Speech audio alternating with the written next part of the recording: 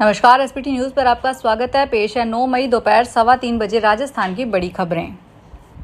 जयपुर में खाद्य सुरक्षा विभाग ने शुद्ध आहार मिलावट पर वार अभियान के तहत मुहाना मंडी स्थित Aravalli trade vision cold storage पर बड़ी कार्रवाई करते हुए लगभग 10,000 किलो खराब खाद्य सामग्री नष्ट करवाई।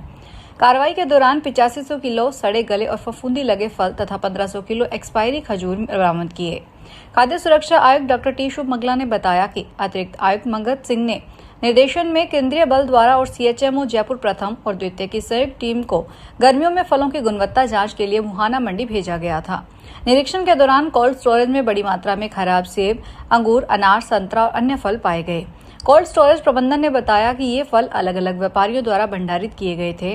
विभागीय टीम ने संबंधित व्यापारियों को मौके पर बुलाया। करीब 4 से 5 घंटे बाद पहुंचे कुछ व्यापारियों ने स्वीकार किया कि खराब फलों की छटाई और धुलाई कर उन्हें कम कीमत पर फुटकर बाजार में बेच दिया जाता है। अमेरिका और ईरान के बीच तनाव कम करने को लेकर अगले हफ्ते पाकिस्तान की राजधानी इस्लामाबाद में फिर बातचीत शुरू हो सकती है।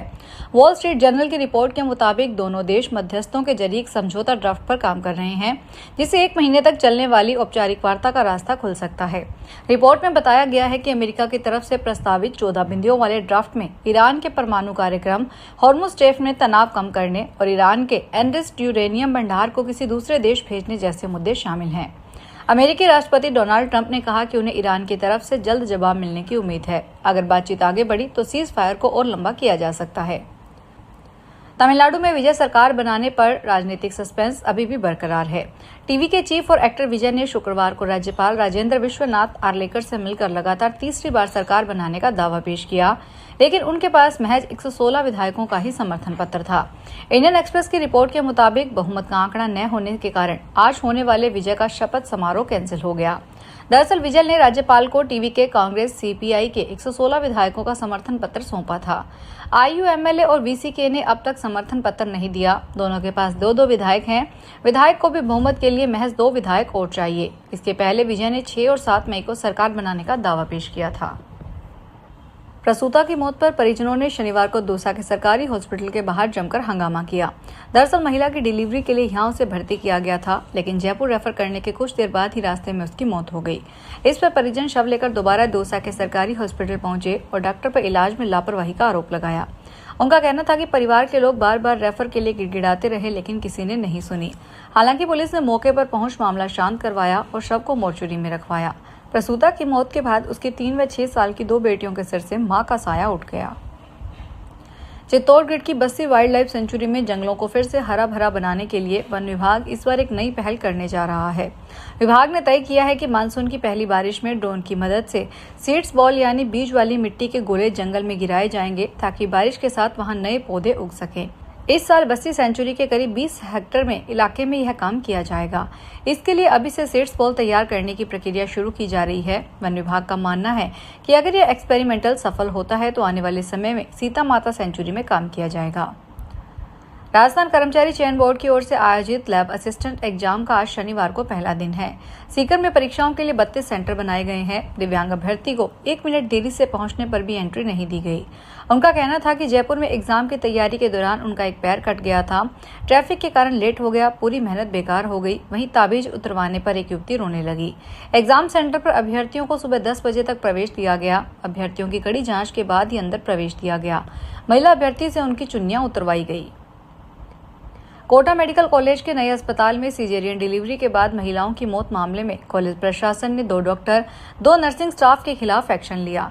सरकार के निर्देश पर एक डॉक्टर की सेवाएं बर्खास्त कर दी गई और एक डॉक्टर व 2 नर्सिंग कर्मचारियों को सस्पेंड कर दिया गया। कॉलेज प्रशासन ने ये आदेश शुक्रवार रात को जारी किए। आदेश के अनुसार operating surgeon assistant professor gynaecology doctor Shraddha की सेवाएं बर्खास्त कर दी गई है।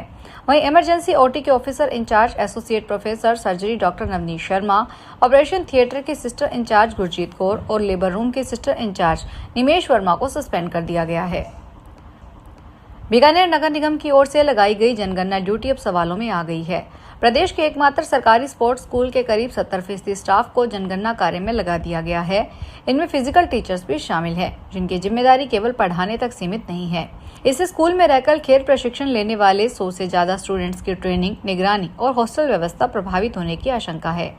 जानकारी के अनुसार स्पोर्ट्स स्कूल पूरी तरह आवासीय है। यहाँ हॉकी, फुटबॉल, क्रिकेट और टेबल टेनिस समेत कई खेलों की प्रोफेशनल तैयारी करवाई जाती है।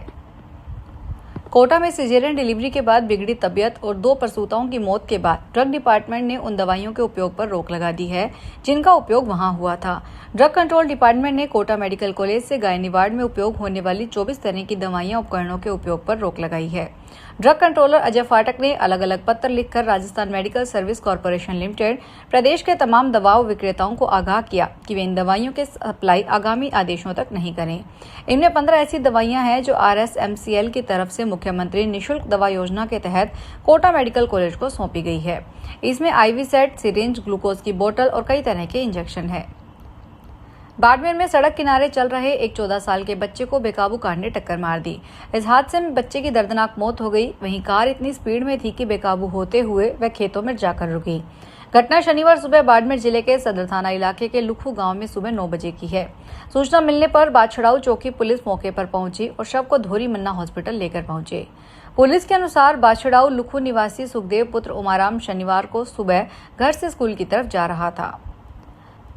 राजस्थान में शादियों का सीजन अपने चरम पर है, लेकिन कोटपुतली बहरोड जिले के विराटनगर इलाके में एक ऐसी खबर आई है जिससे उत्सव के माहौल को दहशत में बदल दिया। यहाँ ढानी गैसकान गांव में एक शादी समारोह के दौरान परोसी गई मिठाइयां जहर साबित हुई।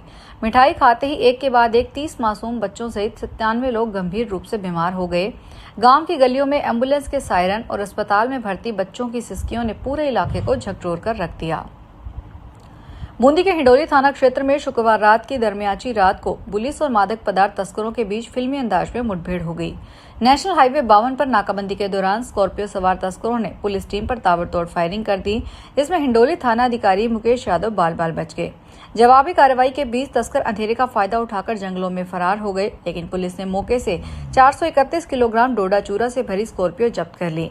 मामले में चित्तौड़गढ़ की एक तस्कर गैंग का नाम सामने आ रहा है। बूंदी SP अवनीश कुमार शर्मा ने बताया कि शुक्रवार रात करीब 10 बजे पुलिस को मुखबिर से सूचना मिली थी कि एक स्कॉर्पियो वाहन में भारी मात्रा में डोडा चूरा ले जाया जा रहा है। फिलहाल इस बुलेटिन में इतना ही। फिर हाजिर होंगे बड़ी खबरों के साथ। अगर आप भी अपने आसपास की छोटी बड़ी और महत्वपूर्ण खबरों से अपडेट रहना चाहते हैं तो सब्सक्राइब कीजिए हमारे चैनल SPT न्यूज को और प्रेस कीजिए बेल आइकन पर।